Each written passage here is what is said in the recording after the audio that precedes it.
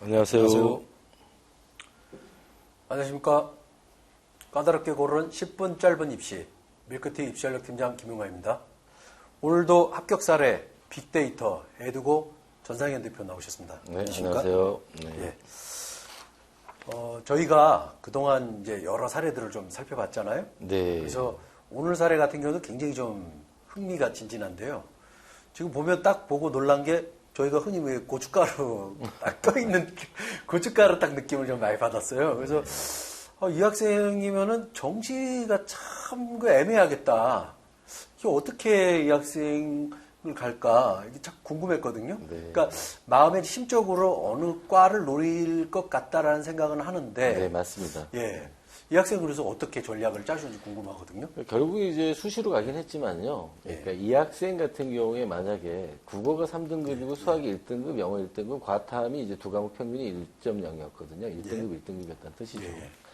이런 경우에 이 학생이 정시로 간다 그러면 대학이 제법 내려가게 됩니다. 네, 그러니까요. 예, 왜냐하면 이제 뭐 다들 아시겠지만 국어의 표준 점수가 그 국어 1등급의 표준 점수가 보통 이제 만점인 경우에 150에서 142까지 왔다 갔다 있잖아요. 예. 근데 이제 수학 가형 같은 경우에는 그 만점을 받아도 표준 점수가 128점, 124점 이랬단 말이죠. 예. 그러기 때문에 이제 국어에서 실수를 많이 하면 정시에서 갈 수 있는 대학이 훅 내려가게 되는 이런 특징을 갖고 있죠. 그러니까 이과 학생들 같은 경우에는 억울할 겁니다. 이과인데 왜 수학이 합격과 불합격을 결정하는 게 아니고 국어가 합격과 불합격을 결정하느냐 이런 불만들을 굉장히 많이 하죠. 많이 이야기하고요. 정시 상담 때 아주 이렇게 오면 그 상담 자체가 굉장히 침울하게 진행이 됩니다. 근데 다행히 이제 이 학생은 수시로 이제 갈 학생이어서 그 수능 최저 등급의 면에서 본다면 네 과목을 다 요구하는 대학이 아니라면 그쵸. 이 학생 같은 경우에 수능 최저 등급은 뭐 충분히 맞췄다고 이제 생각을 하고 있는 거죠. 한번 넘어가 볼까요? 이 학생은 이제 서울 일반고 남학생인데 그 학교의 전교 2등이었습니다. 전교 2등이었고 이제 뭐 서울권 이과 최상위권 내신을 갖고 있는 학생답게 뭐 되게 유행이잖아요. 의대 가는 게. 그래서 어떤 의대라도 좋으니 의대를 가겠다는 거예요. 그다음에 서울대 공대는 이제 아마 학교 측 압박이었던 것 같아요. 합격하더라도 가지 않을 것 같은데 꼭 거기를 하나 껴달라 해서 이렇게 이제 희망을 해서 왔고요. 굉장히 착하고 성실하고 모범적인 학생입니다. 반듯하고. 이 말은 두 가지 뉘앙스가 있는데요. 서울대 지역균형 선발이나 연세대학교 학생부 종합 면접형에서는 좋아하는 인재형 맞습니다. 근데 서울대학교 일반 전형이나 연세대학교 활동이 많이 평가된 학생부 종합 전형, 고려대학교 일반 전형 같은 데서는 그 긍정적 평가보다는 부정적 평가가 나올 가능성이 큽니다. 그런 뉘앙스가 있거든요. 그 다음에 세부능력 및 특기사항의 서술 구조, 문장 구조를 봐도 굉장히 성실하다, 꾸준하다, 준비를 잘한다, 모범적이다, 착실하다, 이렇게 이제 주로 이런 문장은 구성되어 있었고요. 수상 실적은 많았습니다. 근데 이제 여기에 이제 안타까움이 있었죠.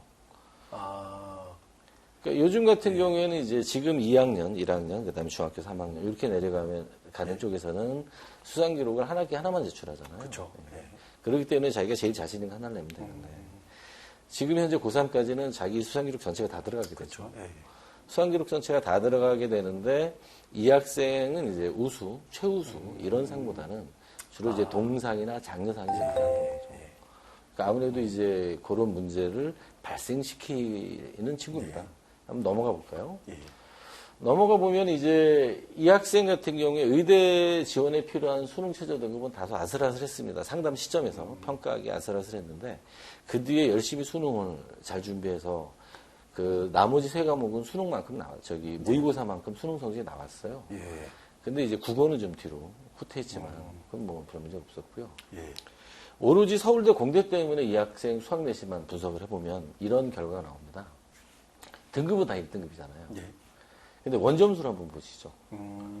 원점수를 보면 89점, 88점, 91점, 87점, 94점. 그러니까 이제 이걸 다른 것과 이제 비교해 보면 더 좋겠는데 사실은 이제 요 성적이 전부 다 1등급 컷입니다. 그렇죠. 1등급 컷이면 같은 1등급이라고 해도 이 학교에 분명히 95점, 97점, 99점, 100점짜리 1등급들이 있을 거 아닙니까? 네. 그럼 여기서 이제 이 학생은 흔히 얘기하는 평균으로부터 얼마나 멀리 떨어져 있는가. 네. 그러면 이제 그걸 다시 한번 계산해 보면 이제 이거는 이제 서울대 연대 고대 학생부 종합 전형을 준비한 학생이라면 자기 내신 성적을 그렇게 계산해 볼 필요가 있거든요. 네.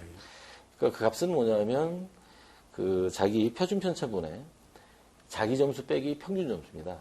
이러면 이제 어떤 값이 나올 거잖아요. 네. 이 값이 1등급인 경우에 어떤 학생들은 2.0을 넘어가는 경우도 있고요.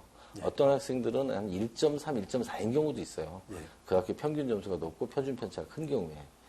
그런 경우에는 이제 이 평가에서는 분명히 불이익을 받게 됩니다. 네. 즉, 네. 1등급 수준의 학생이지만 해당 고등학교에서 수학 공부를 잘하는 학생이지 수학이라고 하는 과목에 대해서 탁월한 학생은 아니라는 증표가 되거든요. 네. 그래서 이 학생 원서 짜는데 굉장히 고민이 많았습니다. 넘어가 보면 네. 서울대학교 공학계열은 일반 전형으로 지원. 뭐 이제 본인의 꿈이었고 1등은 아니었기 때문에 직유는 못 받았잖아요. 그렇기 때문에 일반 전형으로 지원할 수밖에 없었는데 합격 확률이 매우 낮았습니다, 이미. 예. 첫 번째는 아까 방금 분석했던 수학 성적 때문에 그랬고요. 예. 두 번째는 수상 실적조차도 그 우수함을, 탁월함을 드러내기보다는 성실함과 꾸준함을 드러내는 게 워낙 기조가 강했기 때문에 서류 심사를 통과하지 못할 거다. 저희는 그렇게 봤고요. 뭐 실제로도 그렇게 됐고요. 그 다음에 수능 체제 없는 의대, 수능 체제 있는 의대, 그 다음에 수능 체제 있는 학생부 교과 전형. 이걸 다 섞었습니다. 네. 이걸 섞어서 경희대, 인하대, 연세, 원주 갖췄네. 그 다음에 인하대는 하나 더 낸 거죠. 이렇게 이제 지원을 했고요. 물론 이제 이 중에서 이 학생은 이제 2개 정도 합격을 했습니다. 그래서 이제 본인도 굉장히 만족하고 학부모도 만족했지만, 제가 요 사례를 들고 온 까닭은 서울대학교를 지원하겠다는 학생들이 자기 내신 성적을 어떻게 관리하는가에 대한 걸 네, 그렇죠. 일깨우려고 네. 갖고 왔습니다. 네. 그래서 좀 더 경쟁력을 키우려면 네. 같은 1등급이라고 하는 것에 만족하지 말고 1등급 중에서도 가장 평균으로부터 멀리 도망가는 네. 즉 자기가 탁월함을 드러낼 수 있는 성적을 확보하는 게 중요하다. 이 메시지를 하고 싶어서 전달하고 싶어서 이 사례를 들었습니다.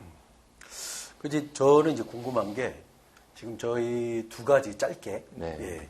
22학년도부터 이제 세부 능력 및 특기 사항이 더 이제 중요시 될 것이다. 뭐 이런 설도 굉장히 많거든요. 그래서 혹시 22학년도 이후 준비한 학생들에서 꿀팁이 있다면 짧게 좀 설명을 해주실 수 있을까요? 네. 세부 능력 및 특기 사항은 이제 지난 과거부터 지금도 그렇고 미래까지도 네. 학생부 종합전형 서류평가에서 가장 중요한 항목입니다. 그렇죠. 예. 그러면 이제 세부 능력 및 특기 사항 기술에서 포인트는 팩트입니다. 팩트. 예. 내가 무엇을 어떻게 했는가에 대한 이야기거든요.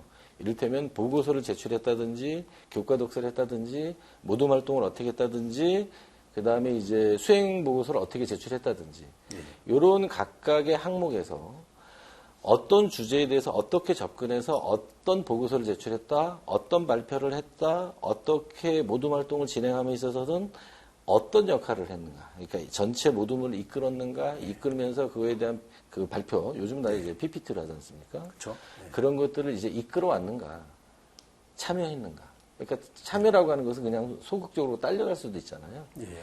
예, 그런 것이 아니라 그런 적극적인 활동의 팩트가 정확히 드러나는 세부 능력 및 특기사항이 가장 경쟁력이 높습니다. 그럼 가장 경쟁력이 떨어지는 학생들은 뭐냐면 추상적인 언어죠. 예. 기대가 된다, 탁월하다, 우수하다, 뛰어나다.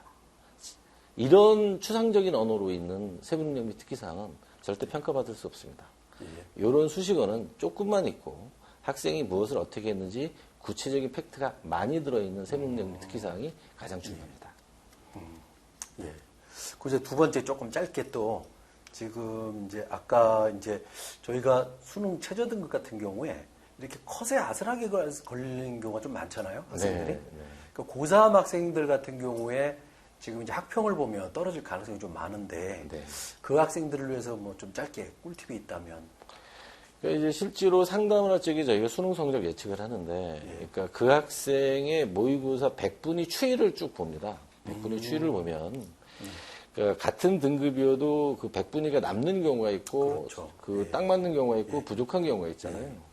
그러니까 그거에 따라서 실제로 수능을 가게 되면 이제 이런 현상들을 우리가 봐야 되는데 수학 같은 경우에 1등급 중에서 재학생이든 재수생이든 4%가 1등급이지 않습니까? 그렇죠. 근데 재수생은 응시자의 10에서 11%가 1등급이거든요. 근데 재학생 같은 경우에는 2.8에서 3.2%가 1등급입니다. 그렇죠. 이미 자기 모의고사 성적에서 100분위가 부족했던 학생들은 이미 등급이 하나 내려간 거죠. 그렇죠. 그런 것들이 이제 감안해서 짜야 되는데 결국은 수능 준비는 이제 자기가 받는 성적 따라 마무리 전략은 다 다르지만 이 정도 수준에 있는 학생들이라면 자기가 기출문제를 관리하는 데 있을 거라고 생각합니다.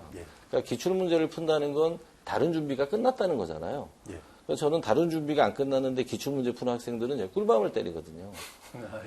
기출문제를 푼다는 건 기출문제를 풀므로써 내가 준비하는 것이 어디가 잘못되었는지를 확인하는 겁니다. 그렇죠. 그것을 확인하면서 그걸 찾아내서 그 부분에 대한 원포인트 학습을 진행을 하고 또 다른 기출문제를 풀면서 자기가 그것을 잘 극복했는가를 확인해야 하는데 이렇게는 안 하고 그냥 막연하게 기출문제를 많이 풀면 성적이 올라갈 거다? 그런 건 아닌 거죠. 기출문제로 자기를 확인하지 말고 기출문제를 통해서 자기를 극복해라. 이제 이렇게 팁을 드리고 싶습니다. 자, 오늘도 수고 많으셨고요. 다음 시간에는 또 저희 수능 최저 등급을 또 수시 전략 짜는데 어떻게 맞출 건지 또 한번 또 설명해 주시는 시간을 좀 가졌으면 좋겠습니다. 네. 수고 많으셨습니다. 네, 감사합니다. 자, 수험생 여러분, 오늘 전략 짠 대로 여러분이 수시 전략 짤 때도 정시의 수능 등급이 어떻게 나올지 염두에 두시고 짜면 아주 여러분 전략 짜시는데 많은 도움이 될 것 같습니다. 수험생 여러분, 오늘도 건강한 계획으로 합격하시길 바랍니다. 감사합니다. 감사합니다.